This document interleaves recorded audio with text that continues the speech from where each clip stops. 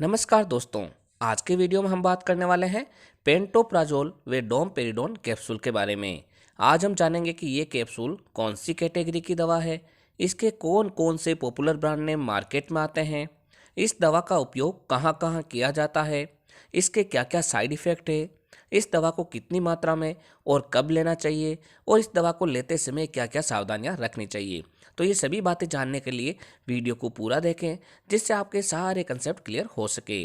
अगर आप चैनल पर पहली बार आए हैं तो चैनल को सब्सक्राइब कर बेल आइकन अवश्य दबाएं, जिससे नई नई जानकारी आपको हमेशा मिलती रहे। तो चलिए यहाँ से आज कुछ नया सीखते हैं।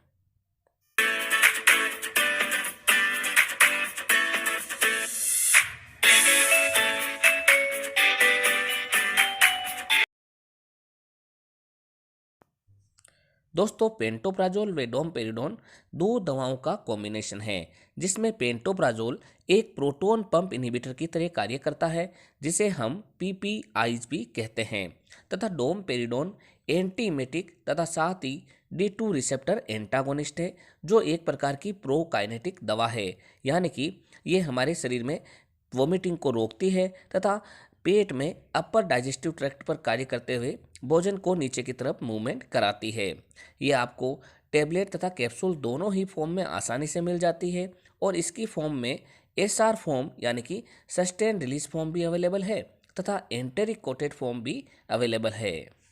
दोस्तों, अगर हम पेंटोप्राजोल व डोमपेरिडोन कैप्सूल के प्रमुख ब्रांड नेम की बात करें तो वो है एल्केम लेबोरेटरीज का पेन डी, एरिस्टो फार्मास्यूटिकल्स का पेंटोप डी कैप्सूल, जाइडस कैडिला का पेंटोडेक डी कैप्सूल, सन फार्मास्यूटिकल्स का Pantocid D capsule, medley pharmaceuticals का डोमपेन एंड मेनकाइंड फार्मास्यूटिकल्स का पेंटाकाइन डी। दोस्तों, ये दवा आपके एरिया वाइज व डॉक्टर वाइज अलग अलग ब्रांड नेम से मिलेगी। आप इसकी जेनेरिक फॉर्म भी खरीद सकते हैं। जेनेरिक फॉर्म भी उतनी ही इफेक्टिव रहती है जितनी की ब्रांडेड फॉर्म। दोस्तों, अब हम बात कर लेते हैं पेंटोप्राजोल व डोमपेरिडोन के प्रमुख यूजेस के बारे में। इसके सबसे पहला यूज है एसिड रिफ्लेक्स में, यानी कि पेट में एक्सिस एसिड के सिक्रेशन के कारण सभी बीमारियों को ठीक करने के लिए ये दवा प्रयोग में लाई जाती है। यदि किसी व्यक्ति के पेट में गैस बन गई हो, एसिडिटी हो गई हो या फिर हार्ट बर्न की किसी प्रकार की समस्या हो, आहार नाल में जलन हो, खट्टी डकारें आ रही हो, ब्लोटिंग यानी कि पेट में गुड़गुड़ हो तथा ज़्यादा एसिड सिक्रेशन के कारण पेट दर्द हो रहा हो, तो इन सभी समस्याओं में ये दवा डॉक्टर द्वारा प्रेस्क्राइब की जाती है। दोस्तों, इसका यूज़ पेप्टिक अल्सर में भी किया जाता है। पेट में गैस बनने के कारण चेस्ट में पेन हो रहा हो, चेस्ट में जलन हो रही हो और साथ ही कुछ निगलने में परेशानी हो रही हो, तब भी ये दवा डॉक्टर द्वारा प्रेस्क्राइब की जाती है। इसके अलावा दोस्तों, यदि किसी व्यक्ति को ऐसी दवा दी जाए जो कि पेट में एसिड सिक्रेशन को बढ़ाती है, वह एसिडिटी करती है, तो उसको कम करने के लिए पेंटोप्राजोल व डोमपेरिडोन दवा डॉक्टर द्वारा अन्य दवाओं के साथ में प्रेस्क्राइब की जाती है, जैसे कि NSAID ग्रुप की दवा या फिर एंटीबायोटिक दवा हो, तो उसके साथ में भी एक टेबलेट रोज डॉक्टर द्वारा दी जा सकती है। दोस्तों, अब हम बात कर लेते हैं कि इस दवा को कैसे व कब लेना चाहिए। यदि इस दवा का SR फॉर्म प्रेस्क्राइब किया जाता है, यानी कि सस्टेन रिलीज फॉर्म प्रेस्क्राइब किया जाता है, जिसे हम बोलते हैं कि दवा धीरे धीरे शरीर में रिलीज होगी, तो ऐसी दवा को दिन में एक बार खाना खाने या नाश्ता करने से पहले दिया जाता है, ताकि उस दवा का असर पूरे दिन भर रह सके। अगर दवा SR फॉर्म में नहीं है, खाली गैस्ट्रो रेजिस्टेंट फॉर्म में है, तो इसे दिन में 2 बार खाना खाने से पहले डॉक्टर द्वारा सामान्यतः प्रेस्क्राइब किया जाता है।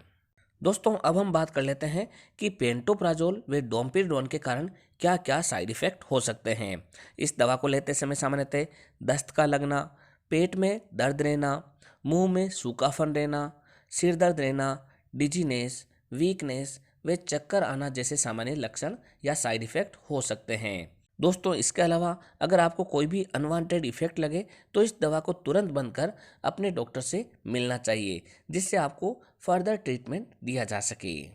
दोस्तों, अब हम बात कर लेते हैं कि इस दवा को लेते समय क्या क्या सावधानियां रखनी चाहिए।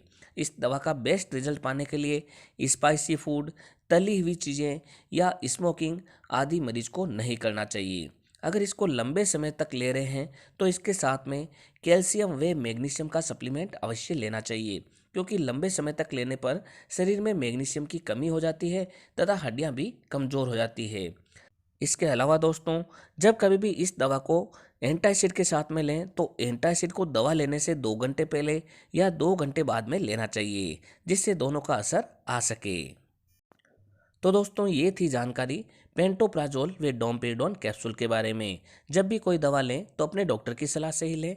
इसी तरीके के वीडियो देखने के लिए हमारे चैनल को सब्सक्राइब कर बेल आइकन अवश्य दबाएं, जिससे नई नई जानकारी आपको सही समय पर मिल सके।